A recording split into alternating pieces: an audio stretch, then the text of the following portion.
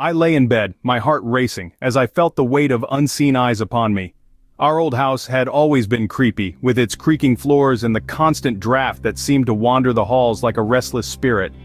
But tonight was different. The atmosphere felt denser, heavier, as if charged with a silent storm. The faint moonlight streaming through the window cast eerie shadows across the walls, shadows that like whispers of the past. As the night deepened, the silence was broken by a soft humming. It was barely audible at first, like a distant melody carried by the wind. I pulled the covers closer, trying to convince myself it was just the wind, or the house settling. Yet the sound grew clearer, closer. It wasn't just random noise, it had a cadence, like speech, but not quite. The whispers started as a gentle hum but grew louder, more insistent. I sat up, straining to understand. The words were fragmented, a symphony of voices each trying to overpower the others. They seemed desperate, each syllable tinged with urgency and a haunting plea. I turned on the lamp beside my bed, hoping the light would dispel the growing dread me. But the voices grew only louder, urging, compelling. I thought of leaving, of running from this madness, but the curiosity, the need to understand anchored me to the spot. I listened, trying to dissect the overlapping layers of sound. What were they trying to tell me? Why me? I tried to ignore it, but the voices were too clear, too urgent. I finally worked up the courage to investigate. Clutching the old reliable flashlight, its beam flickering slightly, I approached the dark hallway that beckoned from the edge of my vision. The air was with the musty scent of disuse, and each step felt heavier than the last. I began tapping methodically on the walls, listening intently for the hollow sound of hidden spaces. My fingers traced over the rough wallpaper, feeling for any irregularities that might betray a secret passage. As I moved, the whispers grew louder and more distinct. No longer just murmurs, they seemed to form words even, urging me onward. Closer, they hissed, a chorus of disembodied voices that seemed right at my ear yet impossibly distant. The atmosphere thickened with each step I took, the dim light of my flashlight casting long shadows that twisted and swayed like specters dancing on the walls. Heart pounding, I pressed on, driven by a mix of fear and fascination. The voices seemed to be me, but to what? My hand finally found something, a slight seam in the wall. I pushed against it, and to my astonishment, a section of the wall silently swung open, revealing a narrow, dusty corridor. Peering into the gloom, I hesitated, the whispers now a frantic crescendo in my mind. I felt a shiver run down my spine as I realized I was being led deeper into the mystery. Suddenly, a section of the wall slid open, revealing a narrow passageway. I hesitated, my heart racing, as the dim light from the room behind me barely reached into the corridor ahead. Shadows danced along the walls, forming shapes that seemed to twist and turn with a life of their own. The floor was covered in dust and debris, evidence that no one had walked this path for many years. The air was thick with a musty smell, mingling with the faint whispers that seemed to echo from deeper within. I stood frozen, my mind racing with thoughts of legends and rumors about the old mansion and its hidden passages. They spoke of lost souls and ancient curses, of treasures hidden and traps deadly. Each whisper seemed to beckon me forward, a siren call that was both terrifying and irresistible. With every passing moment, the whispers grew louder, more commanding.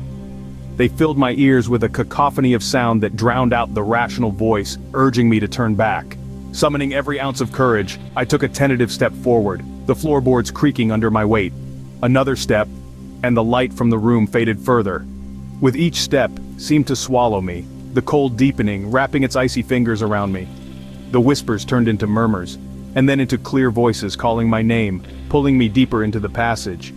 As I ventured further, the screams began, not just noises, but palpable waves of sound that vibrated through the air. The darkness was complete now. The only light was the faint glow of something unknown ahead. Despite the fear, my feet continued to move, almost of their own accord. The air grew colder, the whispers turned to screams, and I knew I was in for a terrifying ride. I stumbled upon a room filled with old newspapers, photographs, and strange artifacts. As I pushed the creaky door open, dust motes danced in the sliver of light that cut through the gloom. The air was musty, thick with the scent of decayed paper and forgotten histories. Rows of shelves sagged under the weight of countless, their spines brittle and faded. Stacks of photographs lay scattered among broken frames, each capturing a frozen moment of time, smiling faces that seemed oblivious to the passing years. My eyes roamed over the chaos, drawn to a leather-bound album that lay open, its pages yellowed with age.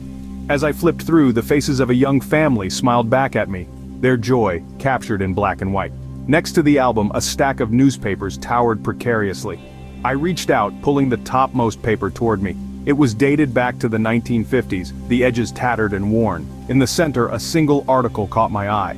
A family had been brutally murdered in our house decades ago.